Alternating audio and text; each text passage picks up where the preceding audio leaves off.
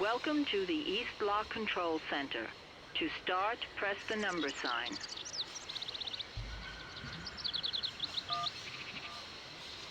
If you are using the Haltenberg lock, press 1. If you are using the Morloff lock, press 2. If you are using the Koningpass lock, press 3. If you are using the Barrackstadt lock, press 4. To return to the last command, press the number sign. If you want to raise the water level, press 1.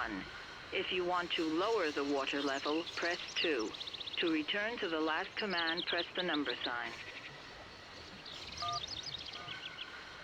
You want to lower the water level in the Barrackstadt lock? To confirm your choice, press star. To return to the previous command, press the number sign.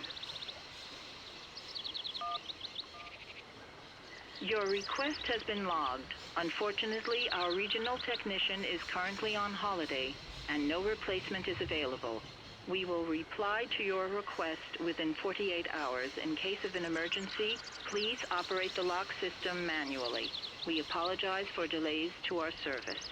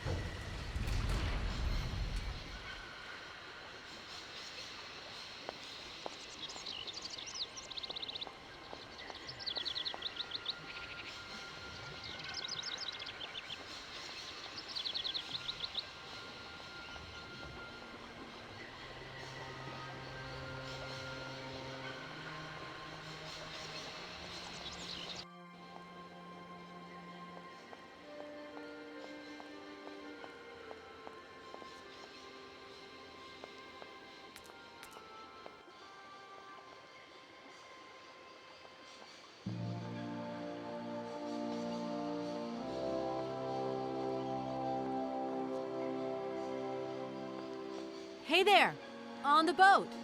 Guten Tag, schöne Mademoiselle. My husband say, hello, young lady. You want to talk to us?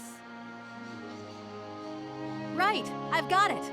I know now how the locks work. So guide your boat into the lock, and I'll take care of the mechanism. Godverdomme. Das ist eine echte Ladies. Alle trois, range alle Dingen and obligados de dame. Ach, set content on route again. What did your husband say? You, hurry up. We hurry to travel again. Okay. We'll meet each other on the other side. By my train, okay?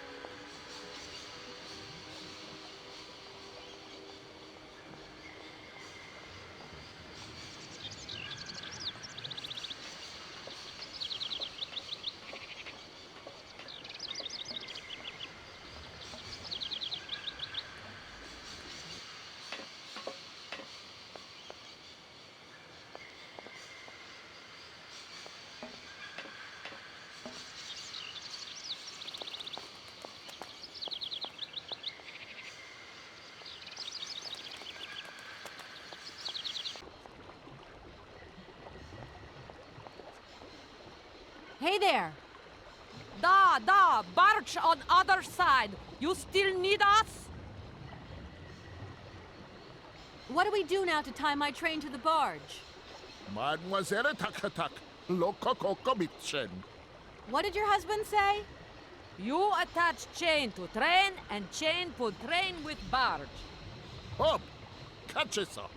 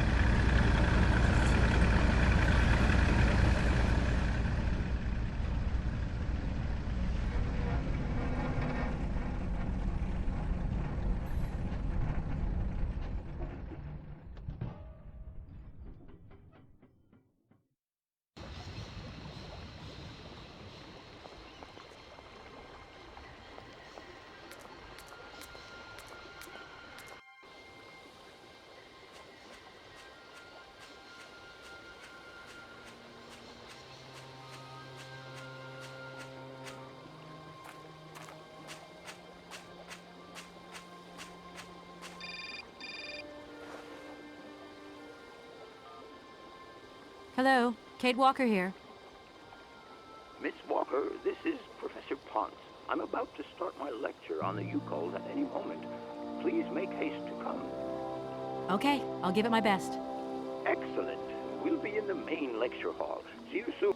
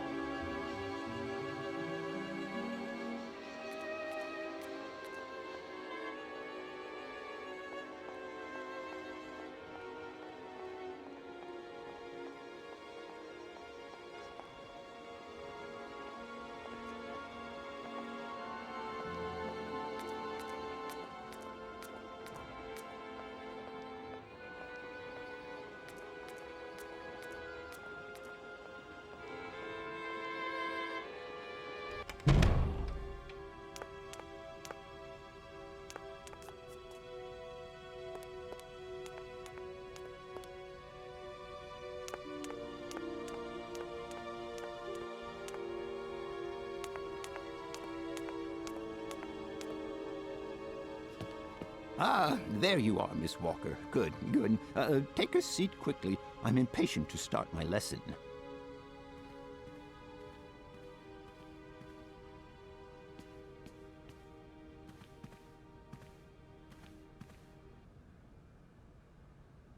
My young friends, a very exciting discovery, unimaginable up until only a few hours ago, has come into my hands and has finally allowed me to complete my study on the mysterious Yukol people.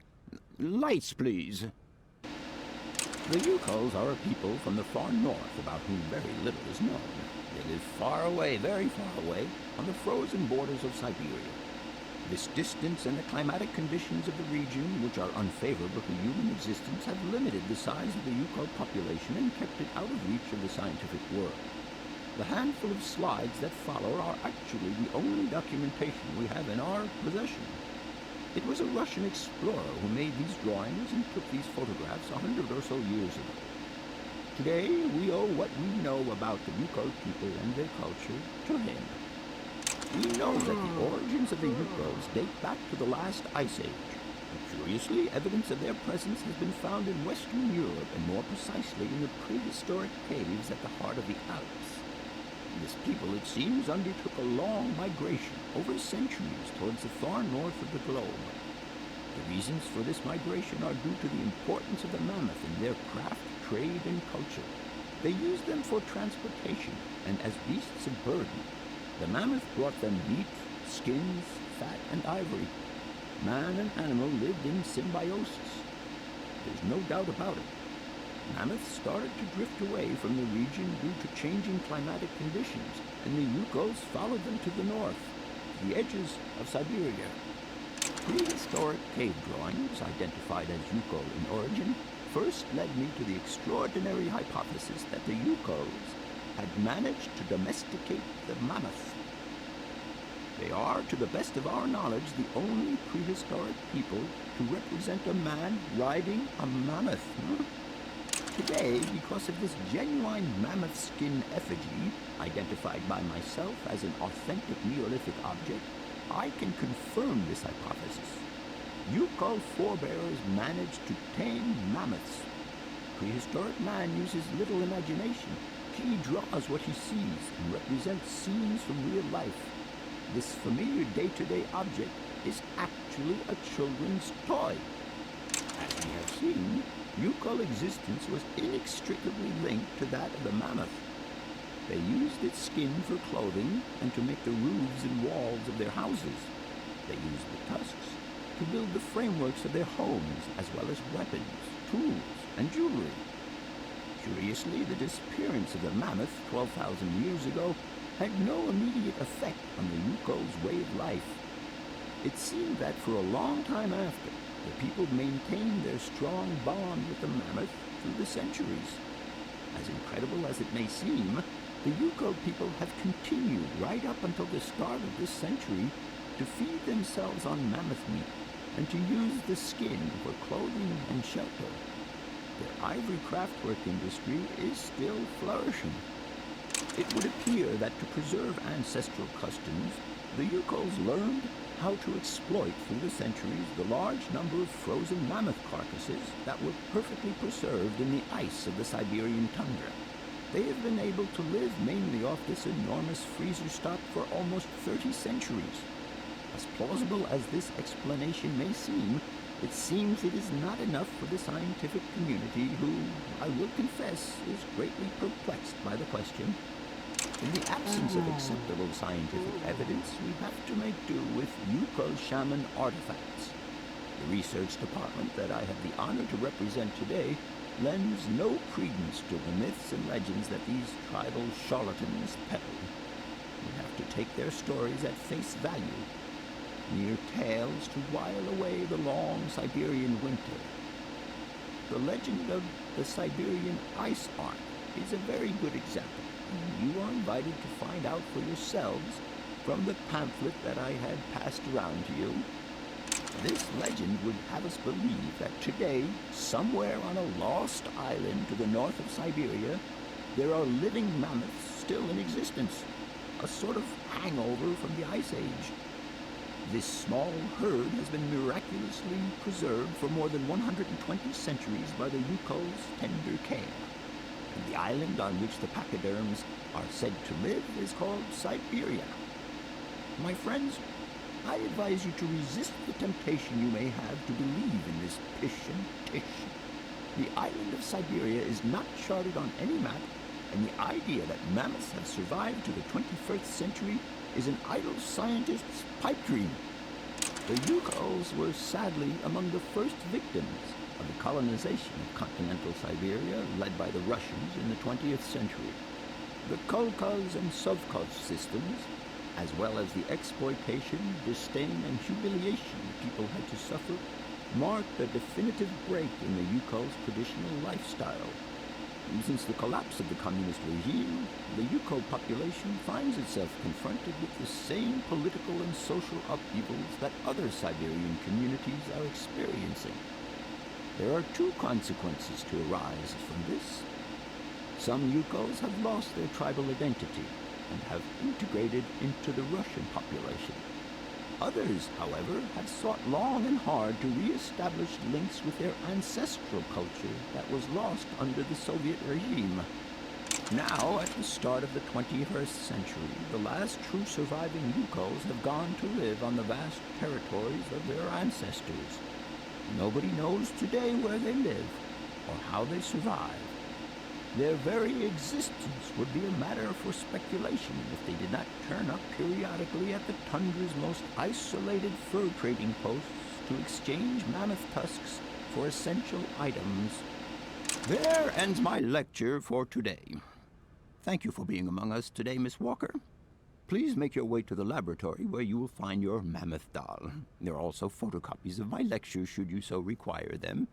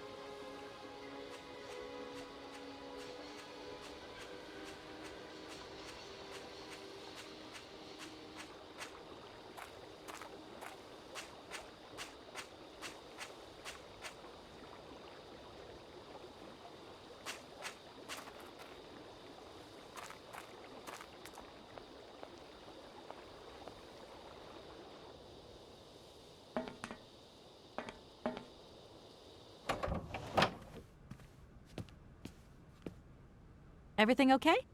Yes, Kate Walker. I am waiting to continue our journey.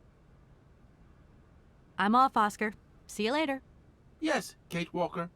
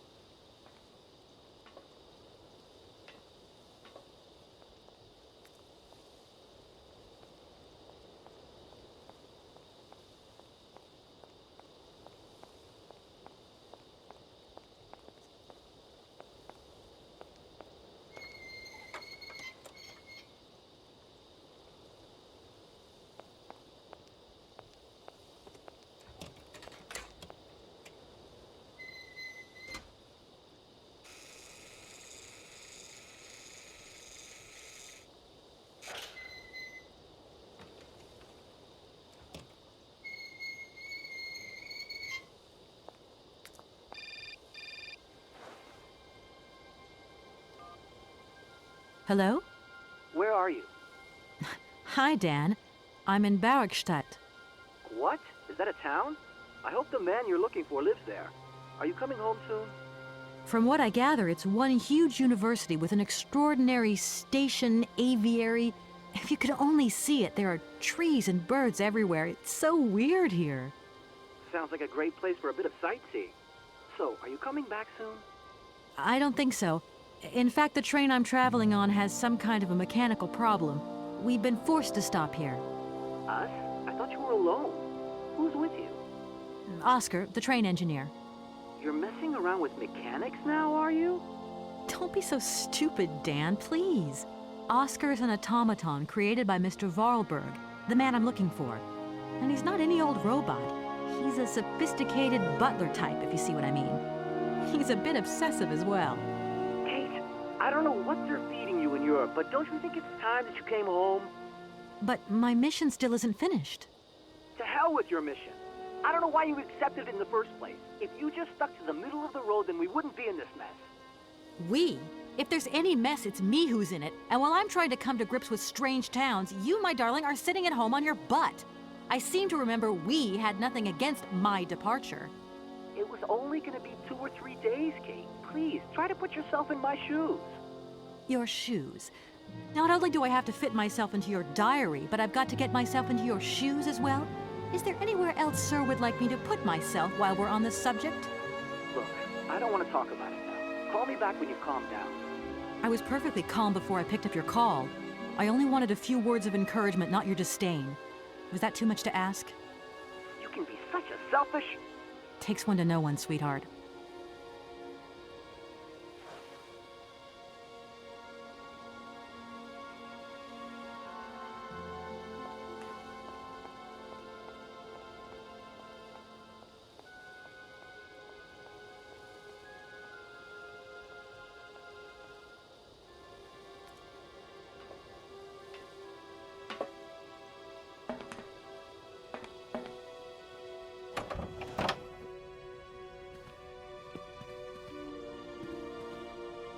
Everything okay? Yes, Kate Walker. I am wait. Oscar, if you tell me one more time something's missing, I'll... Everything is ready. Take your seat, Kate Walker. We are leaving. I'll... Okay...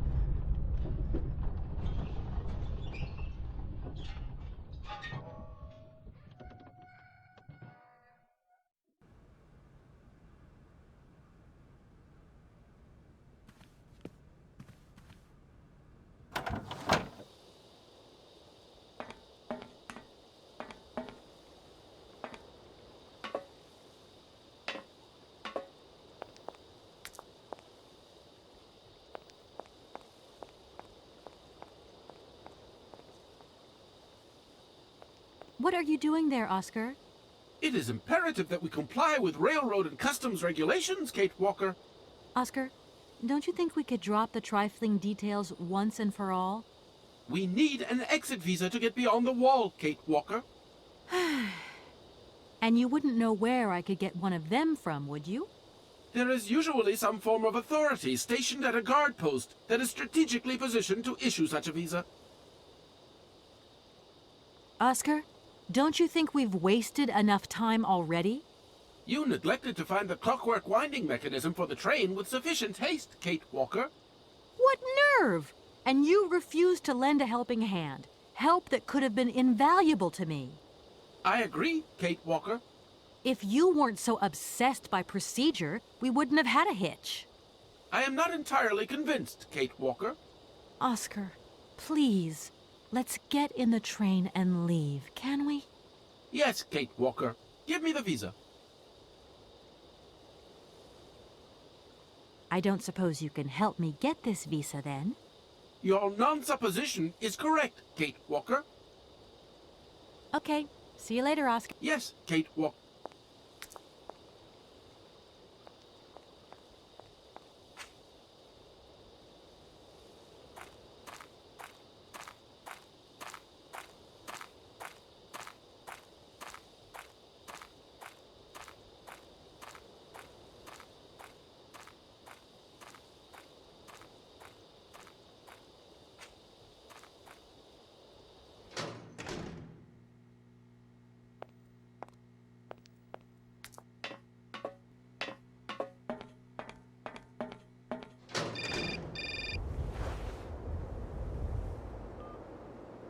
Hello?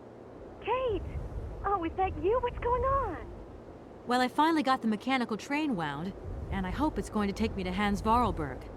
I had to sort things out with a couple of weirdo sailors, and they probably ripped me off. But now I'm blocked behind this massive wall. You should see it, it's huge. I'm not talking about that. I want to know what's going on with Dan. What do you mean? I bumped into him at Maggie's do, and he said you'd argued. That's a bit over the top. Things got a bit heated the last time we called, that's all. No need to go overboard.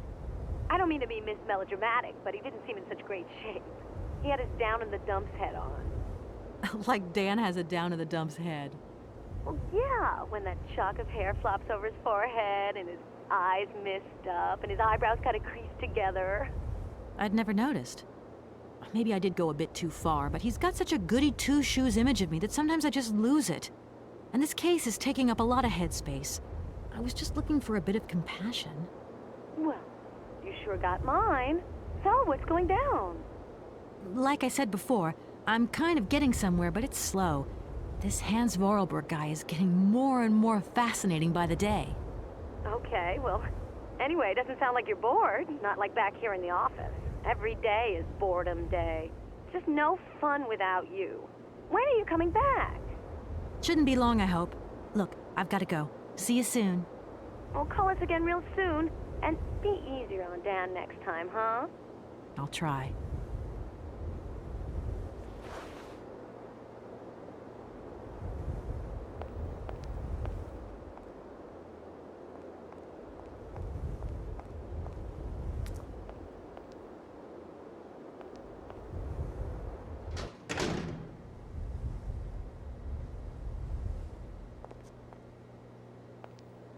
Good day to you, sir.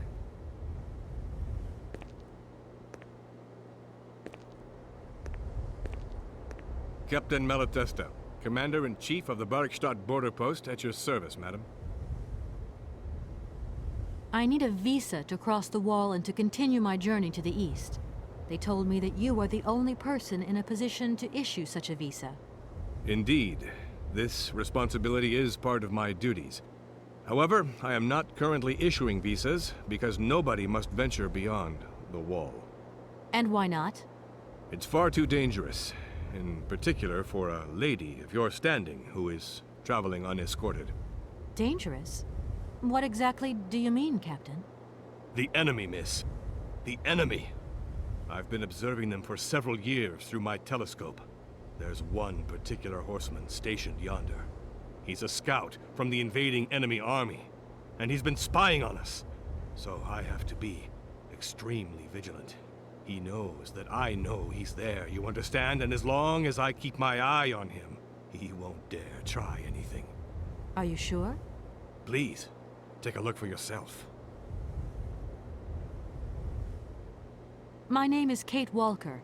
I've been assigned by my company to find a man who is supposed to be living in Syberia. What a peculiar mission. Taking so many risks for such a futile goal. Captain, to my mind, the military zeal with which you insist on guarding this meaningless wall strikes me as equally futile. I should be offended by your words, miss, but I forgive you, because you are young and unaware of the very real dangers lurking in store for us. Don't mind me if I retire, Captain. Please, madam, my respects.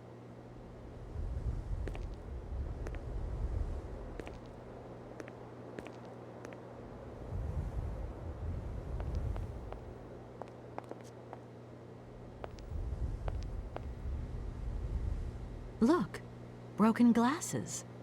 If they belong to the captain, then he sure has eye problems going by those lenses. I haven't got time to have a drink right now. I haven't got time to have a... I haven't...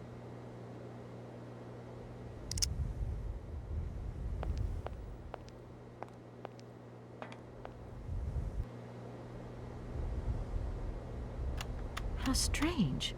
I can't see a Cossack horseman at all. There's just a dead tree in the middle of an empty plain. That poor captain must have really bad eyesight.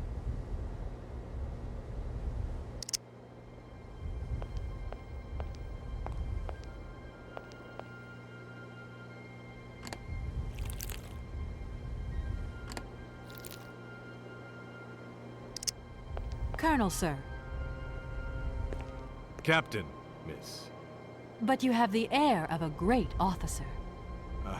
You flatter me, miss. Unfortunately, I'm afraid that we frontier soldiers are often forgotten by the military administration. There's no justice. I sympathize with you, Captain. Let us forget our worries for a moment and have a little drink together in the name of friendship. It would be my pleasure, miss, but the regulations strictly forbid it. Come on. A little glass of wine never hurt anybody, and nobody need know. Wine, miss? You are putting me in a very delicate situation. Don't deny yourself, Captain. Just a little glass. I assure you, it is excellent. Well, perhaps just a drop.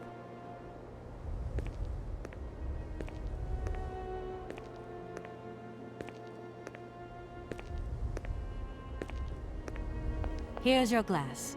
To your good health, Captain. And to yours, miss.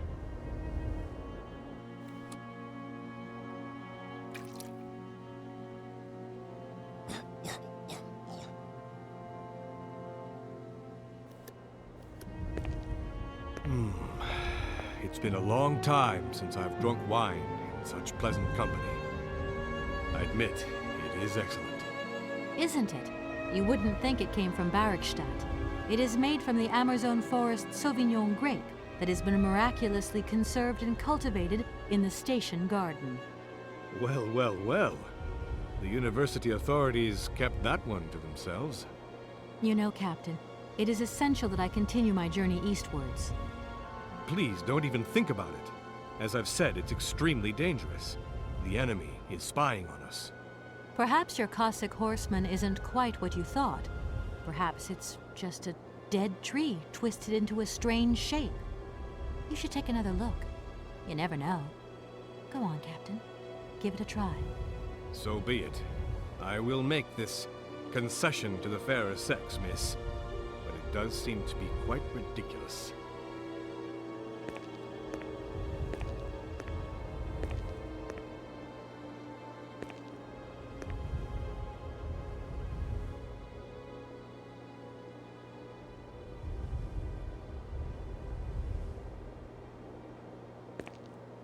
Incredible. How is this possible? By what strange magic? How could I have been so wrong for so long? The enemy was only a tree. I'm so ashamed. It's not that bad, Captain. It's only human to make mistakes, after all. A tree. Nothing but a dead tree. Pull yourself together, Captain. It's okay. And now I suppose there's nothing stopping you from issuing me a visa? Yes, of course. There is no more danger. All these years. And now the Cossack has gone. There is nothing left to watch. Captain, you should be delighted. From now on, you don't have to stay pinned to your watchtower. Travel can start up again normally. You will be able to resume your regular duties like issuing entrance and exit visas. You are right. I will sign you a visa to cross the walled frontier immediately. 1,000 apologies. Here, miss.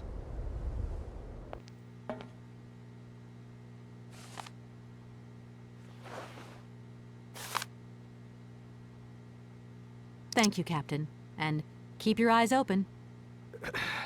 Miss, if we could keep this between ourselves, please. For the sake of my honor, you understand? You have my promise, Captain.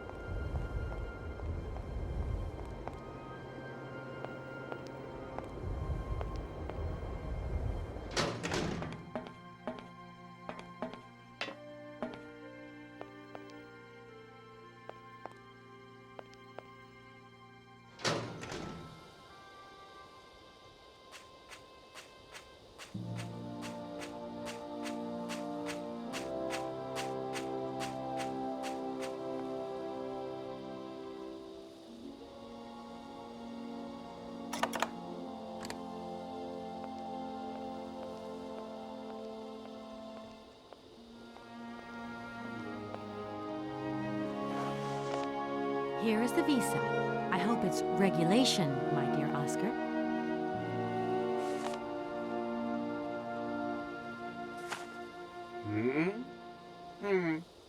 It is regulation. Here is your ticket.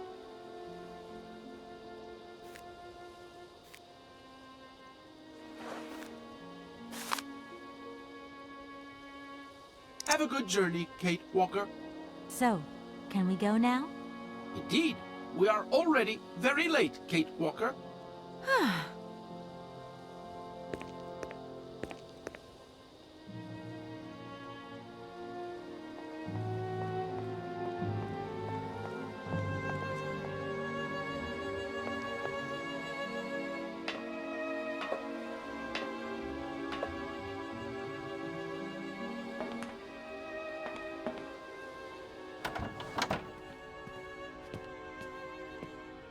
Your ticket, please. You know, Oscar, you might not think so, but I also know a thing or two about procedure. And that's one bit of procedure I'm not going to forget about easily. As you wish, Kate Walker. Yes, for once we're going to do things as I wish.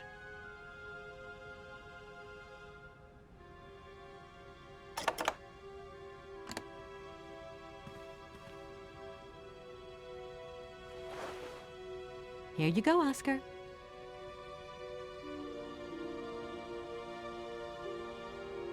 Thank you, Kate Walker. Now, please return to your seat, Kate Walker. Yes, Oscar. Immediately, Oscar.